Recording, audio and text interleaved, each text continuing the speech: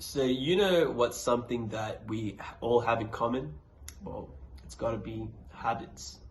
And some are good habits, some are bad habits. However, it's pretty easy to say that our habits have a direct correlation to our output. And what do I mean by output? Well, I mean output in terms of how we perform. So that may be how we perform at work, at school, at university. However, it goes a little bit more deeper than the secular level because our habits affect our relationships that we have and also affects the way that we look at the world. So it's pretty fair to say that developing the right habits is pretty important for your life, and habit formation is really what differentiates that 1% of people from the rest. However, what about bad habits? Why do people develop, or should I really say, why do they become deeply entrenched in bad habits that they know that it's not good for them? And why do they keep doing it? And it could be because of many reasons. It may be because of the constant hit of dopamine that they get, muscle memory, and it kind of acts the same way as a drug addiction does, because it's a craving or a learned instinct that will give you that quick spike in dopamine. And this is the case when it comes to things like alcohol, smoking, or any form of addiction that you may have that may be good or bad. Well, be it bad habits or good habits, there is something that they both have in common. And what that is that habits are the result of a strong identity formation. And if you don't believe me, you can go read a book called Atomic Habits, and it's authored by a guy named James Clear. And it's quite well known nowadays as well within the self-development / self-improvement community.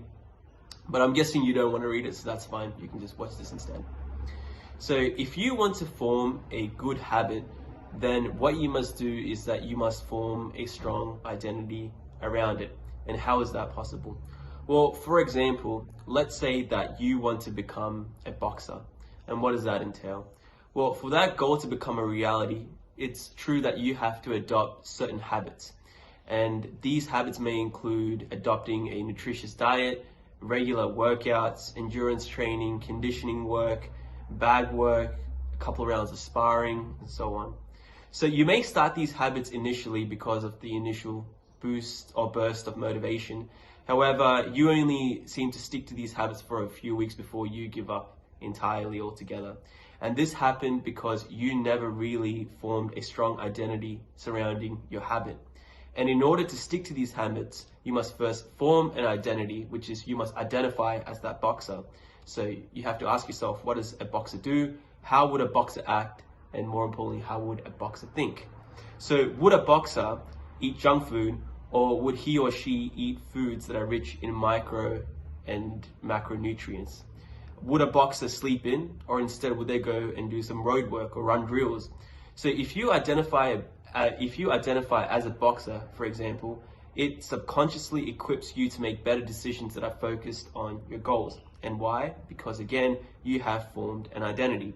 And the more you repeat the good habits, the stronger the identity gets. And the stronger the identity, the stronger the habit. So you can say that identity and habit formation can be summarized as having an inverse relationship. And there was also a separate study that was conducted from the American Psychology Association, and it was cited in the Journal of Personality and Social Psychology, which was published in 2015. And this is what it says. A strong self-identity may instigate repeated action, which may then become a habit. Such habits may function as vehicles of self-control in accomplishing a goal. Habits relieve an individual from having to deliberate and decide on actions and may thus promote the accomplishment of a goal. But what about bad habits?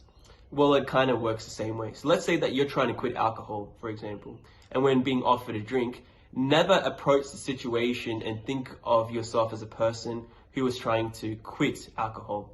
Because what this does is create a weak identity.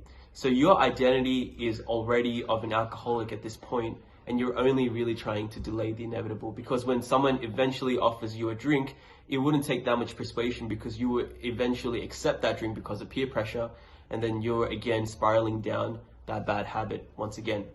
So what do you do instead? Well, what you do is that you establish a new identity entirely. So instead of being an ex-alcoholic, now you're a non-alcoholic. So you do not drink at all. And when offered, instead of saying that I'm trying to quit, you got to say that you don't drink whatsoever. So the more you repeat this, the stronger the habit and the identity will get, ensuring that you will get longer and lasting benefits. So what's the takeaway?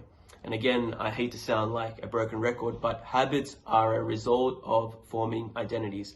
And identity formation is an incredibly powerful thing, and it dictates on how you treat the world and how it treats you. So in order to come out on top, you must make the right identity formations. So if you want to know more about habits, please do check out Atomic Habits, because my video here is pretty much the Cliff Notes version of what James Clear is talking about.